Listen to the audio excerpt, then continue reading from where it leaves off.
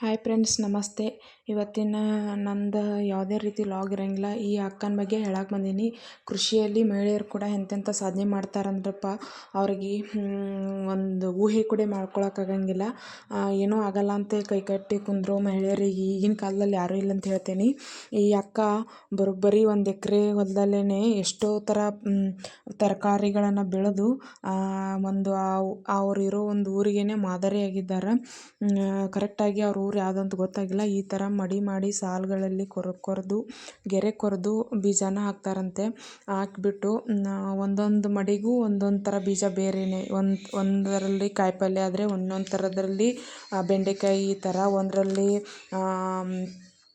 Beans, ಮತ್ತೊಂದು ಇನ್ನೊಂದು ಥರ ಬಳ್ಳಿ ಥರ ಇರೋದು ಹಾಕಿದರೆ ಇನ್ನೊಂದರಲ್ಲಿ ಬೇರೆ ಥರ ಸೀಡ್ಸು, ಈ ಥರ ಎಲ್ಲ ಥರ ಹಾಕಿ ಒಂದೊಂದು ಸಾಲಲ್ಲಿ ಒಂದೊಂದು ಥರ ವೆರೈಟಿ ಬೆಳೆಯನ್ನು ಬೆಳೆದು 1 ಎಕರೆಗೆ ಇವರು ಬರೋಬ್ಬರಿ 80,000, ಒಂದು ತಿಂಗಳಿಗೆ 80,000 ದುಡ್ಡನ್ನ ತೆಗಿತಾರಂತ. ನೀವೇ ಲೆಕ್ಕ ಹಾಕಿ. 80,000 ಇಂಟು 12 ತಿಂಗಳು, ಒಂದು ತಿಂಗಳಿಗೆ 80,000 ಆದರೆ ಕರೆಕ್ಟಾಗಿ 12 ತಿಂಗಳಿಗೆ 9,60,000 ರೂಪಾಯಿ ಆಗತ್ತೆ. ಇವ್ರ ಮುಂದೆ ಇನ್ಯಾರಲ್ಲ, ಯಾವ ಒಬ್ಬ ಗಂಡು ಮಗನ ಅಂಥ ಗಂಡಸಿನ ಸಹಾಯ ಇಲ್ಲದೆ ಇವರು ಇಷ್ಟೊಂದು ದುಡ್ಡು ಸಂಪಾದನೆ ಮಾಡ್ತಾರಂದ್ರೆ ಇವ್ರಿಗೊಂದು ಹ್ಯಾಟ್ಸ್ ಆಫ್ ಹೇಳಲೇಬೇಕಲ್ವ. 26 ಥರದ ತರಕಾರಿಗಳನ್ನ ಬೆಳಿತಾರತ್ತ ಅವ್ರು, ಮಿನಿಮಮ್ ಇಲ್ಲ ಅಂದರು 26 ಥರನೂ ಒಂದೇ ಬಾರಿಗೆ ಹಾಕ್ತಾರಂತೆ. ಅಂದರೆ ಒಂದೇ ಬಾರಿಗೆ ಹಾಕಿದರೆ ಒಂದು ಇವಾಗ ಕಟಾವಿಗೆ ಬಂದರೆ ಅದನ್ನ ತೆಗೆದು ಕೂಡ್ಲಿಕ್ಕೆ ಮತ್ತೆ ಅಲ್ಲೇ ಬೇರೆ ಥರ ವೆರೈಟಿ ಇರುವ ಕಾಯಿಪಲ್ಯ ಬೀಜನ ಹಾಕ್ತಾರಂತೆ. ಅಂದರೆ ಇವಾಗ ಮೆಂತ್ಯ ಸೊಪ್ಪು ಕಿತ್ತರೆ ಅಲ್ಲಿ ಮತ್ತೆ ಮೂಲಂಗಿ ಹಾಕೋದು, ಮೂಲಂಗಿ ಕಿತ್ತಲ್ಲಿ ಬೇರೆ ಇನ್ಯಾವುದೋ ಸೀಡ್ಸ್ನ ಹಾಕೋದು, ಈ ಥರ ಮಾಡಿ ಒಂದು ಹಾಕಿದ್ದ ಜಾಗಕ್ಕೆ ಇನ್ನೊಂದು ಥರ ಅದೇ ಥರ ಸೇಮ್ ಕಾಯಿಪಲ್ಯನ ಅಲ್ಲಿ ಹಾಕಂಗಿಲ್ಲ, ಮತ್ತು ಬೇರೆ ಥರ ಕಾಯಿಪಲ್ಯ ಹಾಕೋದು.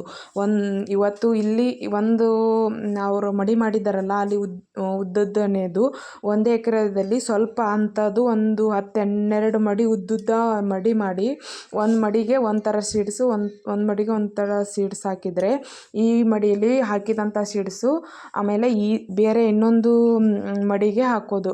ಇನ್ನೊಂದು ಸಾರಿ ಕಿತ್ಬೇಕಾದ್ರೆ ಆ ಮಡಿಗೆ ಹಾಕಿದ ಬೀಜನ ಇನ್ನೊಂದು ಮಡಿಗೆ ಹಾಕೋದು, ಅಲ್ಲಿ ಹಾಕಿರೋ ಈ ಕಡೆ ಹಾಕಿರೋ ಬೀಜನ ಈ ಮಡಿಗೆ ಹಾಕೋದು. ಈ ಥರ ವೆರೈಟಿ ಒಟ್ಟಿನಲ್ಲಿ ಒಂದೇ ಥರದ ಬೀಜನ ಒಂದೇ ಜಾಗದಲ್ಲಿ 2-3 ಸಾಲಿ ಹಾಕಂಗಿಲ್ಲ, ಬೇರೆ ಬೇರೆ ಥರ ಹಾಕೋದು. ಮತ್ತು ಬೆಳೆಗೆ ನೀರು ಬಿಡಬೇಕಾದ್ರೆ ಡ್ರಿಪ್ ಮೂಲಕ ಬಿಡೋದು. ಆ ಥರ ಬಿಟ್ಟರೆ ಹೆಲ್ಪ್ ಆಗುತ್ತೆ. ಆಮೇಲೆ ಗೊಬ್ಬರ ಬಿಡೋಕ್ಕೂ ತುಂಬಾ ಅನುಕೂಲ ಆಗತ್ತೆ. ಗೊಬ್ಬರನೂ ಅದೇ ಡ್ರಿಪ್ಪಲ್ಲಿ ಒತ್ತಿಸ್ಬೋದು. ಮತ್ತು ಕಳೆನ ಚೆನ್ನಾಗಿ ಕೀಳೋಕ್ಕೆ ತುಂಬ ಹೆಲ್ಪ್ ಆಗುತ್ತೆ. ಅವರು ನಿಂತಿರೋ ಜಾಗದಲ್ಲಿ ಸ್ವಲ್ಪ ಜಾಗನ ಬಿಟ್ಟಿದ್ದಾರೆ ಅಂದರೆ ಆ ಕಡೆಯಿಂದ ಈ ಕಡೆ ಎಲ್ಲ ಕಳೆ ಕೀಳೋಕ್ಕೆ. ಮತ್ತು ಆ ಜಾಗದಲ್ಲಿ ಎತ್ತರ ಬೆಳೆಯೋ ಥರ ಕಾಯಿಪಲ್ಯಗಳನ್ನ ಬೆಳಿತಾರಂತೆ.